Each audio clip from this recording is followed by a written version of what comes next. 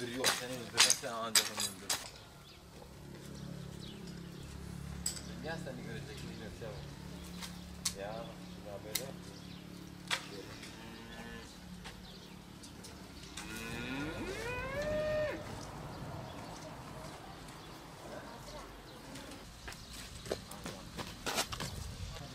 Ya bana yok şimdi buna. Ne var orada işimiz?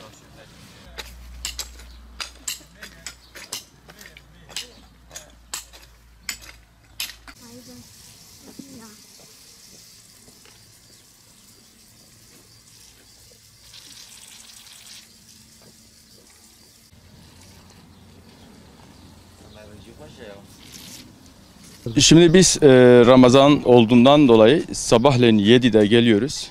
Tabii işimiz olduğu zaman. 10 civarında işi bırakıp dinlenmeye geçiyoruz Ramazan olduğu için. Normalde bu böyle değil. Normalde biz hani saat 12'de kadar çalışırız. Öğlen arası 1-2 saat mola veririz, tekrar işimize döneriz. Gerçi tarım da bizimki şu an az. Biz seramız da sınırlı zaten dönüm bazında. Tabii biraz zorlanıyoruz. Normal günler gibi değil ama tabii Allah kuvvet veriyor. O ayrı bir dava. Şu an yani nasıl diyeyim hani oruçluyuz diye iş yapamazlık yapamayız. Geçimimizi bir şekilde sağlamak zorundayız. Bu geçim de şu anlık tarlayla uğraşıyoruz. Çok şükür Allah kuvvet veriyor. Oruçluyken de yapabiliyoruz. Biz İstanbul'da 2012'de geldik. Memleketimize geldik. Tarlayla uğraşıyoruz. Saracılıkla uğraşıyoruz. Ramazan ayındayız. Mesela saat 7'de çalışıyoruz.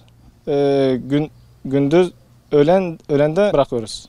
Sıcağa rağmen dayanamıyoruz. Mesela saray için gördüğünüz gibi çok sıcaktır. Buna rağmen orucumuzu tutuyoruz. Allah irade verdiğimiz zaman yani hakikaten güzel oluyor.